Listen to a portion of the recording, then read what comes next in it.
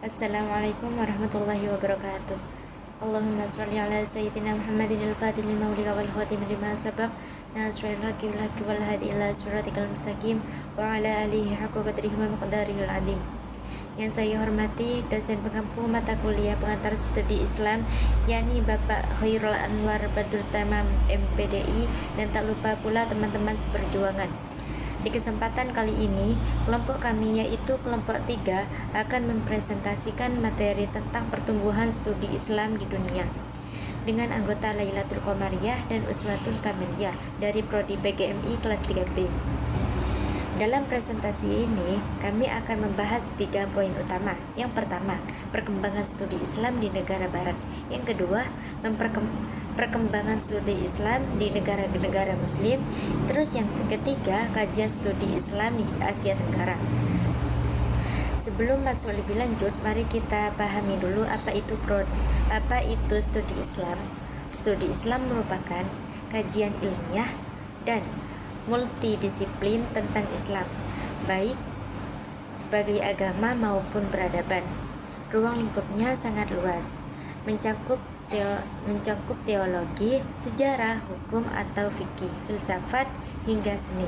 Adapun signifikansi kajian ini adalah untuk memahami dinamika Islam dan sebagai konteks sosial dan geografi.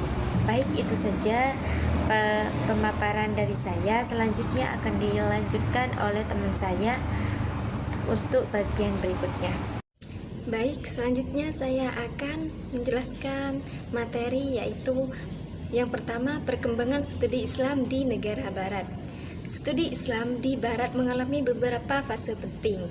Yang pertama, fase awal atau abad ke-12. Kontak antara sarjana barat dan dunia Islam terjadi di Andalusia atau Spanyol.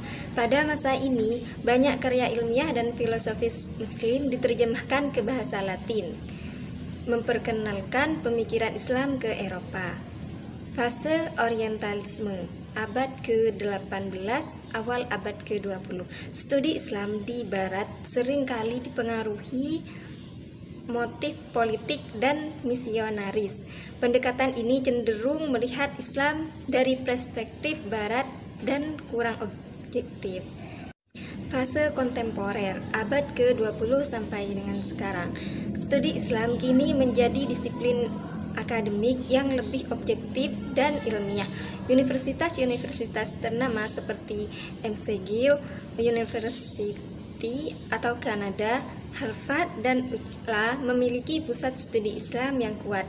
Topik kajian semakin luas, mencakup isu modern seperti gender, hak asasi manusia, dan Islam dalam konteks pluralisme. Yang kedua yaitu perkembangan studi Islam di negara muslim.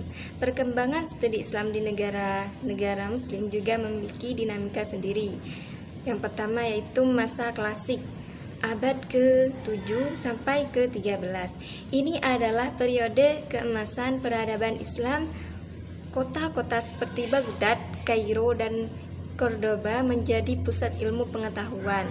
Lembaga seperti Baitul Hikmah atau Baghdad dan Universitas Al-Azhar Mesir didirikan dengan fokus pada ilmu-ilmu tradisional seperti tafsir hadis, fikih, dan kalam. Masa pertengahan dan kolonial, peradaban Islam mengalami kemunduran akibat invasi dan kolonialisme barat. Sistem pendidikan tradisional bertahan tapi menghadapi tantangan dari sistem pendidikan sekuler barat. Masa modern, abad ke-20 sampai sekarang, terjadi kebangkitan kembali dengan gerakan reformasi dan modernisasi. Universitas-universitas Islam kontemporer mengintegrasikan ilmu modern dengan studi Islam. Tokoh seperti Jamaluddin Al-Afghani dan Muhammad Abduh berperan penting dalam reformasi pemikiran Islam. Yang ketiga yaitu kajian studi Islam di Asia Tenggara. Asia Tenggara memiliki karakteristik unik dalam perkembangan Islamnya. Sejarah masuknya Islam, yaitu Islam masuk ke Asia Tenggara melalui jalur damai seperti perdagangan, pernikahan dan tasawuf, bukan melalui penaklukan militer seperti di beberapa wilayah lain. Karakteristik Islam di Nusantara. Islam di wilayah ini cenderung inklusif, moderat, dan akomodatif terhadap budaya lokal. Tradisi seperti pesantren di Indonesia dan madrasah di Malaysia berkembang. Fokus kajian yaitu studi Islam di Asia Tenggara sering membahas fenomenologi Islam, pluralisme, dan peran sosial Islam. Pusat-pusat kajian yaitu negara-negara seperti Indonesia, Malaysia, dan Brunei Darussalam memiliki populasi Muslim mayoritas dan universitas Islam terkemuka seperti UIN Sunan Kalijaga, Indonesia, dan Universitas Malaya, Malaysia. Kajian Islam juga berkembang di negara dengan minoritas Muslim seperti Thailand dan Filipina. Dengan demikian, Islam memiliki perkembangan yang berbeda-beda di Barat, negara Muslim, dan Asia Tenggara, masing-masing dengan konteks dan karakteristik uniknya. Hanya ini yang dapat saya jelaskan. Selanjutnya untuk kesimpulan akan dijelaskan oleh teman saya. Baik, dari pemaparan yang sudah disampaikan dapat kita simpulkan bahwa studi Islam berkembang secara dinamis dengan karakteristik yang berbeda di setiap wilayah. Di Barat, berkembang dari orientalisme menuju kajian akademik yang objektif dan interdisipliner. Di dunia Muslim mengalami pasang surut dari masa kejayaan klasik hingga modernisasi dan revitalisasi. Sementara di Asia Tenggara, Islam memiliki karakter unik, akomodatif, dan moderat, bahkan menjadi model bagi dunia.